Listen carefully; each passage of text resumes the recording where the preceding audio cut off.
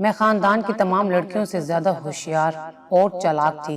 دیکھنے میں بہت پتلی تھی لیکن کام میں پھرتیلی تھی۔ سب رسومات، کھانے پکانے، گھرداری میں نمبر 1 تھی میں۔ میرے پاس ہر بات کا جواب موجود تھا۔ کس کو کس طرح ہینڈل کرنا ہے میں بخوبی جانتی تھی۔ میری حاضر جوابی کے سب بہت قائل تھے۔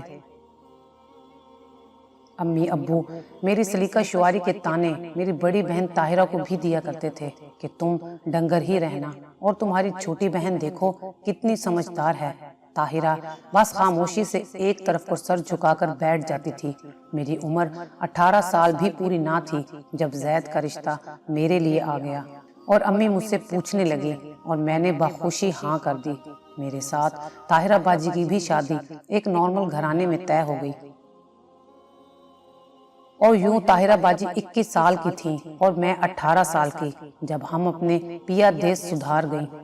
میرا رشتہ اس شرط پہ طے ہوا تھا کہ میں اپنی ساس اور خامد کا کام کیا کروں گی، کیونکہ جوائنٹ فیملی سسٹم تھا، لیکن دیورانی اور جٹھانی الگ الگ اوپر والے پورشن میں تھیں، اور میرے خامد امی کے ساتھ رہتے تھے، لہٰذا ساس میرے حصے میں آ گئی۔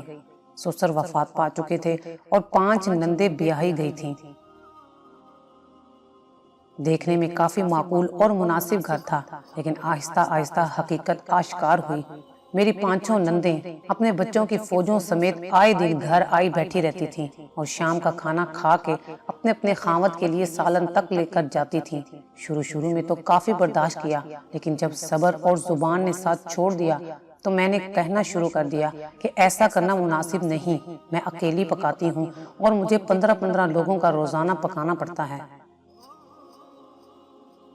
لیکن خامد صاحب الٹا مجھ پہ چڑھ دوڑے کہ تم کم ظرف ہو، گھٹیا طبیعت کی مالک ہو، کسی کو کھلا کے راضی نہیں۔ وہی روایتی اختلافات۔ میں اب اللہ کو رو رو کے دکھاؤں کہ اپنے ماں باپ کی اتنی لاڈلی اور یہاں ذلیل ہو رہی ہوں۔ بابا دل کے مریض تھے، لہٰذا انہیں بتا بھی نہیں سکتی تھی اور خاموش رہ نہیں سکتی تھی، کیونکہ صحت بہت خراب ہوتی جا رہی تھی۔ خامد صاحب کبھی ساتھ نہ دیتے۔ اماں جی کے روب و احترام میں چپ رہتے اور ہمیشہ مجھ سے خفا رہتے۔ کبھی مجھے ہنس کے نہ بلاتے، ہمیشہ جلی کٹی سناتے۔ دیورانی جٹھانی جلتی پہ تیل ڈالتی اور مزید لڑائی چلتی رہتی۔ طاہرہ باجی بیاہ کے پردیس چلی گئی۔ باجی جب پاکستان آتی مجھے ملنے، میرے سسرال والے طاہرہ باجی کی سلیقہ مندی اور خامد کی خدمت کو دیکھ کر ان کے قصیدے پڑھتے۔ اب مجھے تانے ملتے تھے کہ دیکھو اپنی باجی کو، کیسے غیروں کے گھر میں بھی اٹھ کر 6 بجے اپنے خامد کو بیڈ ٹی دیتی ہے، اور ایک تم ہو جسے ہوش نہیں ہوتا جلدی اٹھنے کا۔ اب میں سوچتی تھی شادی سے پہلے طاہرہ باجی کے دل پہ کیا گزرتی ہوگی جب اسے سکے والدین تانے دیتے تھے۔ اب مجھے باجی کی حالت سمجھ آتی تھی اور بہت دکھ ہوتا تھا۔ میرے خامد کا کاروبار یکا یک بہت کم ہو گیا، جس کی وجہ سے وہ مزید چڑچڑے ہو گئے اور مجھے بلانا تک چھوڑ گئے۔ ان کی لاپرواہی اور کام کی زیادتی کے باعث میں کافی بیمار رہنے لگی، اکثر چکر آ جاتے اور بے ہوش ہو جاتی۔ بیماری کی وجہ سے سوکھ کے کانٹا ہو گئی۔ ایک دن حسب معمول میں کچن میں کھانا بنا رہی تھی اور نند کے بچوں کو اسکول تیار کر کے بھیج رہی تھی جب میری اماں اچانک میرے گھر ملنے آ گئی۔ میں خوشی سے اماں کے گلے لگ گئی، لیکن اماں نے حیرانگی سے پوچھا، تمہیں اتنا تیز بخار ہے اور تم کچن میں ہو؟ میں بس کچھ بول نہ سکی اور آنکھوں سے آنسو گر گئے۔ اماں نے میرا بازو پکڑا اور میری ساس سے خوب لڑائی کی۔ میری نندیں بھی سنتی رہیں۔ اماں مجھے اپنے ساتھ لاہور لے آئیں اور مجھے فوراً ICU میں داخل کروایا گیا۔ ٹائیفائڈ بگڑنے کی وجہ سے بخار دماغ کو چڑھ گیا تھا اور دماغ کی نسیں پھٹنے کا اندیشہ تھا۔ ڈاکٹرز جواب دے چکے تھے۔ سارے گھر میں صف ماتم بچھ گیا۔ بڑی باجی بھی پاکستان آ گئی۔ باجی روزانہ نفل مان لیتی کہ یا اللہ میری بہن کو صحت عطا فرما۔ دوسری طرف خامد صاحب نے پلٹ کے کوئی رابطہ نہ کیا۔ وہ تو مزید غصے میں تھے کہ میری مرضی کے بنا میری بیگم کو کیسے لے کے گئی ہیں۔ دن گزرتے گئے، حالات بہتر ہو گئے اور میں ایک بار ہوش میں آ گئی۔ اب میری اماں نے میرے خامد کو فون کیا اور سارا حال احوال بتایا تو وہ الٹا میری امی پہ چڑھ دوڑے کہ ایک تو آپ کی بیٹی کام چور تھی، دوسرا آئے دن بیماری کا بہانہ لگائے رہتی تھی۔ अम्मा ने बहुत कहा, लेकिन वो हस्बे मामूल गरजते बरसते रहे। अम्मा और अब्बा सर जोड़कर बैठ गए और मेरे ससुराल से बड़े लोगों को बुलवाया गया और अलग घर का मुतालबा किया गया, जो कि नामंजूर हो गया। मुझे उस वक्त बहुत तकलीफ हुई जब मेरे खावत ने मेरा हाल तक न पूछा और उल्टा हस्बे मामूल अपने कारोबार का रोना रोते रहे।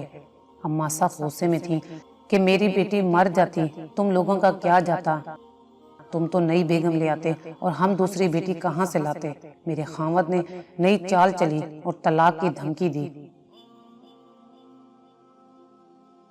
मेरे अब्बा फौरन खड़े हो गए और कहने लगे, अभी तलाक दो फौरन, तुम्हें बेटी दी थी, बेची नहीं थी। मेरे खामद लड़ते बोलते वापस चले गए।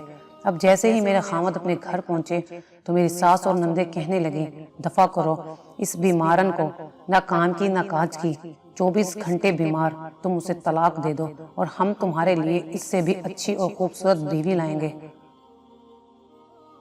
खामद साहब खुद बताते हैं कि मेरा दिमाग यकायक फटने को आ गया कि ये सब लोग चाहते ही नहीं कि मेरा घर बसे, बस उनको अपने काम और खिदमतों की गर्ज है।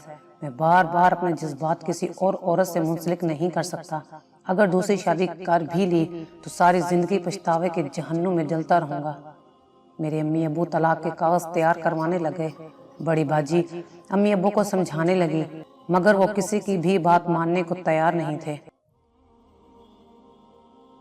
मेरा रो रो कर बुरा हाल था। आखिर मेरा जुर्म क्या था? और बिल आखिर अल्लाह ताला की करनी ऐसी हुई। 3 दिन बाद मेरे खामद वापस आ गए और रो रो के पाँव पकड़ के माफ़ी मांगते रहे कि आइंदा ऐसी गलती कभी नहीं होगी। मैं जान गया हूँ कि मेरे अपने ही मेरा घर तबाह कर रहे हैं। मेरी अम्मा सख्त नाला थी, लिहाजा वो जल्दी ना मानी और कहती, दीवार खड़ी करो दरमियान में और सारा फसादी सिस्टम ख़त्म करो। खामद साहब कहते, मैं यकीन दिलाता हूँ कि फसाद या ज्यादती दोबारा नहीं होगी और मैं वापस अपने घर बाइज्जत तरीके से आई और मेरे खावत ने वाजे कर दिया सब पे, आज से सिर्फ मेरी बेगम मेरी अपनी रोटी पकाएगी। अम्मी और बाकी सब की रोटियां अब दोनों भाभियां पकाएंगी बारी बारी से, और जो नंद भी आएगी वो साथ मिलकर खाना भी बनवाएगी और सारे बर्तन भी धुलवाएगी। लेकिन जब से ये बातें वाजे हो गई, मेरी नंदे भी बहुत कम आती हैं। अब सारा घर बड़ी हंसी खुशी चल रहा है। सच कहते हैं, खावत का इंसाफ जिंदगी संवार देता है और उसकी नाइंसाफी जिंदगी तबाह कर देती है। अगर आपको हमारी ये वीडियो अच्छी लगी हो तो इसे लाइक करें, शेयर करें और मज़ीद अच्छी वीडियोस देखने के लिए हमारा चैनल सब्सक्राइब करें।